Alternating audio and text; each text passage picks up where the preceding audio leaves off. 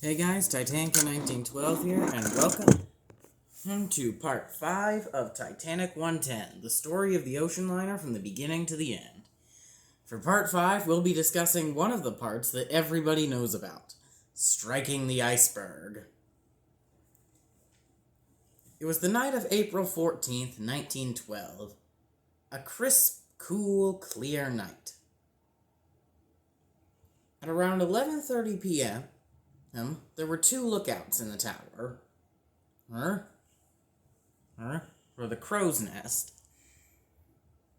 One of these lookouts later survived the sinking. They stood staring into the starry, clear night, when they noticed a looming chunk of darkness where there were no stars. As they got closer, they realized what it was: an iceberg. They rang the emergency bell 3 times to indicate danger directly ahead and picked up the phone to call the bridge. When one of the officers in the bridge picked it up, they shouted the now famous warning, "Iceberg, right ahead!"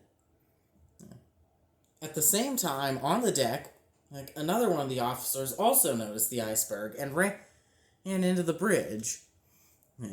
Both officers, the one who had picked up the phone and the one who had noticed the iceberg, shouted to the crew to go hard starboard. And they set the engines to full astern. In the engine room, workmen scrambled to get the engine stopped and reversed. This was one of the mistakes that doomed the Titanic. You see, when they set the engines to reverse, the central propeller stopped, which essentially meant that the rudder had less turning power. Had they continued at full ahead, they would have missed the iceberg with several feet to spare. But alas, they went full astern, and they struck the iceberg.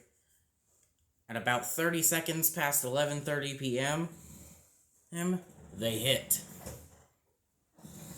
The berg ripped open a 300-foot-long gash down the side of the Titanic, ripping open 6 of the watertight compartments. This essentially doomed the Titanic, as the design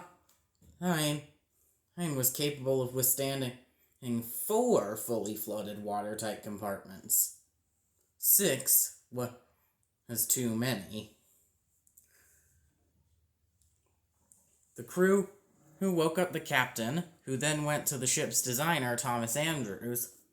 They inspected the damage, and Thomas Andrews had grim news. Titanic would sink. They had 2, maybe 3 hours at most. The order was given to prepare the lifeboats and wake the passengers. Some passengers didn't even know the ship had struck the iceberg. Some had awakened, and others had been awake. That is all for today.